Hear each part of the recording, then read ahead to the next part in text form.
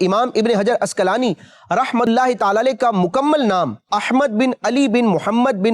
بن علی بن محمود بن احمد ہے، اور ابو الفضل آپ کی کنیت ہے۔ آپ کے القابات میں شہاب الدین اور شیخ الاسلام یہ نمایاں طور پر ہے، اور ابن حجر کے لفظ کے ساتھ آپ علمی دنیا میں مشہور ہیں۔ آپ رحمۃ اللہ تعالی علیہ کی ولادت باسعادت سن 773 سنہ ہجری شعبان کے مہینے میں ہوئی، اور آپ کا جو مولد ہے یعنی جائے پیدائش ہے وہ مصر ہے، اور آپ رحمۃ اللہ تعالی علیہ کا وصال سن 852 ہجری میں ہوا، اور وہ ذوالحجہ یعنی حج کا مہینہ تھا۔ امام ابن حجر اسقلانی رحمۃ اللہ تعالی علیہ کے والد گرامی اور آپ کی والدہ آپ رحمۃ اللہ تعالی علیہ کے بچپنے ہی میں وصال کر گئے۔ یتیمی کے زمانے میں آپ رحمۃ اللہ تعالی علیہ نے اس علم کا سفر شروع کیا، اور مختلف علاقوں میں جا جا کر اپنے وقت کے بڑے بڑے ماہرین سے، اساتذہ سے علم دین حاصل کیا، اور مختلف علوم و فنون کے حوالے سے آپ رحمۃ اللہ تعالی علیہ نے انتہائی محنت کے ساتھ علم کا حصول کیا۔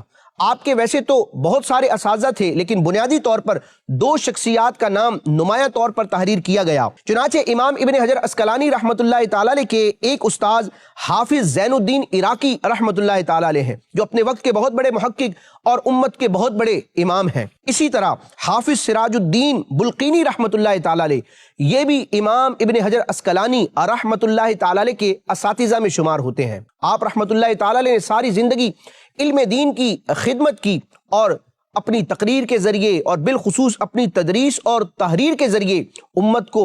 وہ نفع پہنچایا کہ آپ سے تربیت لینے والے کئی بڑے بڑے علماء تیار ہوئے، اور وہ اپنے فن میں بھی ماہر اور امام بن کر ابھرے، اور اس طرح انہوں نے امام ابن حجر اسقلانی رحمۃ اللہ تعالی علیہ کے فیوز و برکات کو ساری دنیا میں عام کرنے کے لیے اپنا کردار ادا کیا۔ امام ابن حجر اسقلانی رحمۃ اللہ تعالی علیہ حدیث کے بھی بہت بڑے امام ہیں، فقہ کے حوالے سے، تاریخ کے حوالے سے، علم جرح و تعدیل کے حوالے سے، اور علم حدیث سے متعلق جتنے بھی مروجہ علوم و فنون ہیں ان پر مہارت رکھنے والی شخصیت ہیں، اور آپ کی درجنوں کتابیں ہیں۔ آپ رحمۃ اللہ تعالی علیہ نے مختلف کتابیں تحریر کی۔ آپ نے علم حدیث کے حوالے سے، اصول حدیث کے حوالے سے، اور دین کے مختلف احکام سے متعلق کتابیں تصنیف فرمائی ہیں۔ آپ کی کئی کتابیں تو ایسی ہیں جو متعدد جلدوں پر مشتمل ہیں، یعنی بڑی ضخیم ہیں، جیسے کہ صحابہ کرام کی سیرت، ان کے احوال سے متعلق آپ کی خوبصورت کتاب ہے الاصابہ فی تمییز الصحابہ۔ اسی طرح بڑی بڑی کتابیں آپ رحمۃ اللہ تعالی علیہ نے تحریر فرمائی ہیں،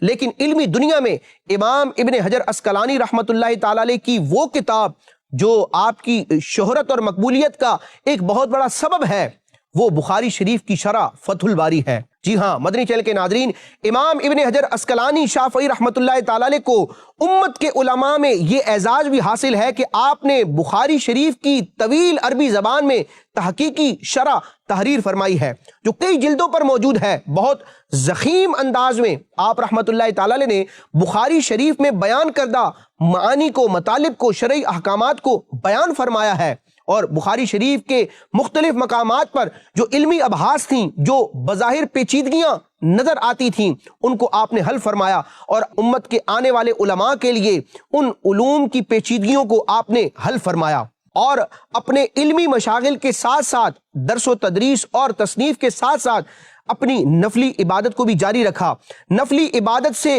رکنے کے لیے اپنے علم کو اور اپنی ان علمی مصروفیات کو بہانہ اور عذر نہ بنایا۔ آپ رحمۃ اللہ تعالی علیہ تہجد کی پابندی کیا کرتے، رات کی عبادت اور تہجد وغیرہ پر امام ابن حجر اسقلانی رحمۃ اللہ تعالی علیہ کی ایسی استقامت تھی کہ حالت حضر کے ساتھ ساتھ سفر کی حالت میں بھی آپ رحمۃ اللہ تعالی علیہ رات کی نماز، تہجد اور صلاۃ اللیل کا اہتمام فرمایا کرتے تھے، اور نفلی روزوں کا آپ کا انداز جو بیان کیا جاتا ہے وہ صوم داودی والا ہے، کہ ایک دن چھوڑ کر آپ رحمۃ اللہ تعالی علیہ نفلی روزے رکھا کرتے تھے۔ نفلی روزوں اور نماز کے ساتھ ساتھ امام ابن حجر اسقلانی شافعی رحمۃ اللہ تعالی علیہ قرآن مجید کی تلاوت سے بھی بڑا شغف رکھتے تھے، بڑی انسیت رکھتے تھے، اور کثرت سے قرآن مجید کی تلاوت کیا کرتے تھے۔